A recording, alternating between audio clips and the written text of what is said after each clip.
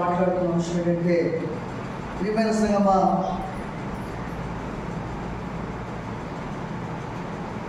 మనకి కావాల్సినవన్నీ దేవుని దగ్గర ఉన్నాయా లేవా? చెప్పండి మీరు, ఉన్నాయా లేవా? దేవునికి కావాల్సింది మన దగ్గర ఉంది, అవునా? దేవునికి కావాల్సింది మన దగ్గర ఉంది. మనకి కావాల్సినవన్నీ దేవుని దగ్గర ఉన్నాయి. మనకి కావాల్సినవన్నీ దేవుడు మనకి ఇస్తున్నాడు. ఇవ్వట్లేదా? చెప్పండి, నోరు చెప్పండి. ఇవ్వట్లేదా? ఇస్తున్నాడు. కానీ దేవునికి కావాల్సింది మనం ఇస్తున్నావా లేదండి, అది మనకే తెలియాలి. ఈరోజు అంశం అదే. దేవునికి కావాల్సింది నీ యొద్ద ఉంది, కానీ నువ్వు ఇస్తున్నావా లేదా? ఒక ప్రశ్న. దేవునికి కావాల్సింది నీ యొద్ద ఉంది, నువ్వు ఇస్తున్నావా లేదా? నీకు కావాల్సినవన్నీ దేవుని యొద్ద ఉన్నాయి, దేవుడు నీకు ఇస్తున్నాడు కదా. అది మనమే ఒప్పుకున్నాం నోటితో. మనం అడిగిందల్లా దేవుడు ఇస్తున్నాడు, మనకు కావాల్సిందల్లా దేవుడు ఇస్తున్నాడు. అది దేవుని యొద్ద ఉన్నాయి కాబట్టి ఆయన సమస్తము కూడా ఆయన దగ్గర గుప్తంలో ఉన్నాయి. సకల ఆశీర్వాదం ఆయన దగ్గర ఉన్నాయి, సకల ఐశ్వర్యములు కూడా ఆయన దగ్గర ఉన్నాయి.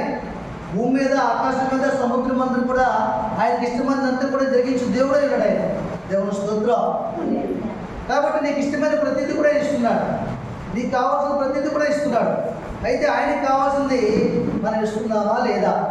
మనం ఇవ్వాలంటే ఏం చేయాలి? ముందుగా దేవుడు మనకి ఏదైనా ఆయన ఇవ్వాలంటే మనకు కావాల్సింది మనం అడుగుతున్నాం కనుక, అడిగింది ఆయన విన్నాడు కనుక, అది తెలుసుకున్నాడు కనుక అది మనకి ఇస్తున్నాడు ఆయన. మనకే చెప్పండి, అంతేనా? మరి దేవునికి కావాల్సిన మనం ఇవ్వాలంటే మనం అదేంటో, ఆయన కావాల్సింది ఏంటో మనం తెలుసుకోవాలి. తెలుసుకోకపోయినా, ఆయనకి ఏం కావాలో తెలుసుకోకపోయినా ఇవ్వలేము. మొదటి పాయింట్. రెండోది, ఒకవేళ తెలుసుకున్నా ఇచ్చే మనసు లేకపోతే ఇవ్వలేము.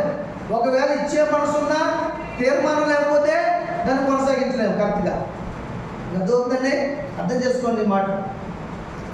దేవునికి కావాల్సిన ప్రతిదీ కూడా ఏంటో మనం మొట్టమొదటిగా తెలుసుకోవాలి. ఆయన అంగీకరించేది ఏంటి? మన ఆస్తిలో, మన కుటుంబంలో, మన పిల్లలలో, మన రక్త సంబంధికుల్లో, లేక మన దేవుల్లో ఆయనకి కావాల్సింది ఏంటి అది తెలుసుకోవాలి. తెలుసుకున్నాక ఇచ్చే మనసు కలిగి మనం నిర్ణయం తీసుకోవాలి. నిర్ణయం తీసుకుంటేనే కొనసాగించగలం, లేక కొనసాగించలేము. ఒకసారి ఇస్తాం, ఒకసారి మానేస్తాం.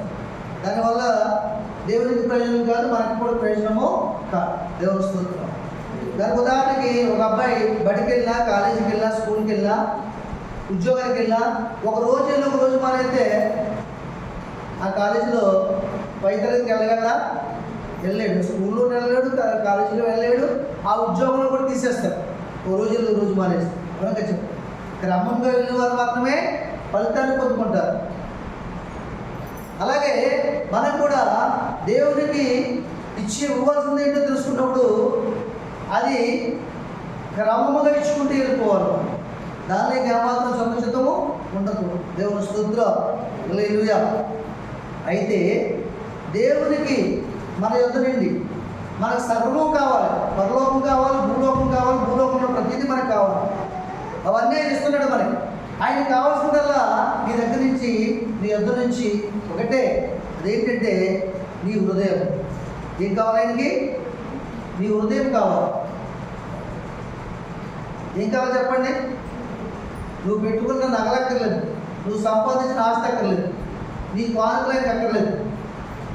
కానుకలు కూడా ఆయనకు అక్కర్లేదు. ఎవరికి కావాలి మరి కానుకలు? మాలాంటి సేవకులకు కావాలి. ఇలాంటి మందిరాలు పోషించడానికి, కావండి కరెంటు బిల్లు కట్టడానికి, మమ్మల్ని పోషించుకోవడానికి, మేము బ్రతకడానికి, మీ అందరికీ బోధ చేసి దేవుడి మార్గం నడిపిస్తున్నాం కాబట్టి ఆ జీతం మీద ఇవ్వాల్సిందని దేవుడే నియమించాడు. లేవీల దగ్గరికి నియమించాడు, అది ఈరోజు కాదు.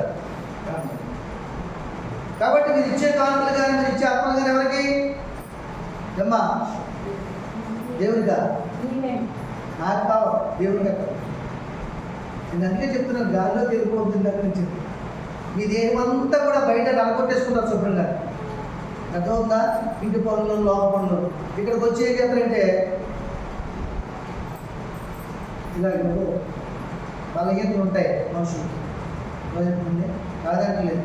కానీ ఆ బలహీనత అంతా పోవాలంటే దేవుని భక్తుని నింపబడాలి. దేవుని స్తోత్రం. మొట్టమొదటిగా నువ్వు ప్రార్థన చేసుకున్నావు ఇంటి దగ్గర నుంచి. నేను బలహీనత అంటే నేను బలపరచు. చురుకైన నిద్రపాటు రాకుండా మాటలు వినే బాధ్యత మీకు దయచేయి. మందిరానికి వచ్చారు కదా, మరి మాటలు వినాలి కదా, అవి భద్రం చేసుకోవాలి కదా, అవి మీ హృదయంలో నాటుకోవాలి కదా, అవి మీ ప్రాణాత్మ మూడు జీవంలోకి వెళ్ళి నరమంలోకి వెళ్ళి మీ జీవాన్ని కలుగు చేయాలి కదా, శక్తిని బలం కలుగు చేయాలి కదా. దేవునికి భయం కలుగుగా. హల్లెలూయా. ఆయనకి నీలో కావాల్సింది ఏంటి? నువ్వు ధరించుకున్న నగలానికి అక్కర్లేదు, నీ ధర్మానికి అక్కర్లేదు, నీ ఆత్యానికి అక్కర్లేదు, నీ హృదయం ఎందుకు కావాలంటే అది ఆయన ఆలయం. హృదయం ఎందుకు కావాలి ఆయనకి? అమ్మా, హృదయము ఎందుకు కావాలంటే అది ఆయన ఆలయంగా ఎంచుకున్నాడు, ఏర్పరచుకున్నాడు. ఆయన అందులో నివాసం చేయాలనుకున్నాడు. ఆయన అందులో నివాసం చేయాలంటే ఏం చేయాలి? మన హృదయాన్ని ఆయనకి ఇవ్వాలి. ఎవరైనా మన ఇంట్లో ఉండాలనుకుంటారు అనుకోండి, మనం లేనప్పుడు బయట ఉన్నప్పుడు అడిగారు అనుకోండి, వాళ్ళకి ఇస్తే కదా ఇంట్లో ఉంటారు. ఇవ్వకుండా తాళం మన దగ్గర పెట్టుకుని ఇంట్లో ఉండండి రాగలరా? రాలేదు. అలాగే హృదయాన్ని దేవునికి ఇవ్వాలి. మనం దేవుడు చెప్పినప్పుడు దేవునికి కావాల్సింది ఏంటి చెప్పాలి మీరు నోటితో. దేవునికి కావాల్సింది ఏంటి? హృదయం. ఒక దైవజనుడు పాడాడు, హృదయమే నీ ఆలయం చేస్తుంది. ఎంత ఉందండి? ఇప్పుడు చెప్పండి, మనకు కావాల్సింది ఏంటి? మనకు కావాల్సిన సమస్తము కావాలి. పరలోకం కావాలి, భూలోకంలో సమస్తములు కావాలి. కానీ దేవుడికి కావాల్సింది ఏంటి?